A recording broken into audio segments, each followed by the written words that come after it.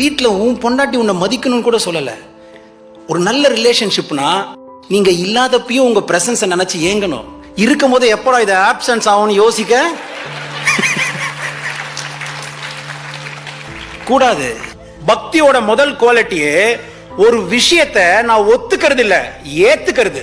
தேசபக்தினா இந்த தேசம் போட்ட சட்டத்தை ஃபாலோ மட்டும் பண்றது கிடையாது, இந்த தேசத்தோட முன்னேற்றத்துக்காக தான் இதை ஃபாலோ பண்ணணும்னு உணர்ந்தே ஃபாலோ பண்றது. அப்ப தெய்வ பக்தினா சும்மா நீ ஏதோ ஒரு கடவுள் பேரை சொல்லின்னு அப்படியே கஷ்டம் வரும்போது மட்டும் அப்படியே காப்பாத்திடுவாரு, என்னடா இதெல்லாம்? அவர் சொல்றத செய்யறது. நீ பெத்த புள்ளைய உன் பேச்ச கேட்க மாட்டேங்குது, நீ பெத்த பொண்ணை உன்னை மதிக்க மாட்டேங்குது. வளர்ந்துட்ட அப்புறம் இல்ல, வளரும் போதே. ஆனா யாரோ பெத்த பொண்ணு உனக்காக அவங்க கனவை இழந்துட்டு உன் கனவுக்கு வாழ்றாங்களே, நீ ஃப்ரெண்டா தான் இருக்கணுமாங்க, உயிராவே இருக்க தேவையில்ல. அதனாலதான் இதுக்கு பேரு புருஷ லட்சணம் வச்சானா? இறைவனோட லட்சணமா இது? கணவன்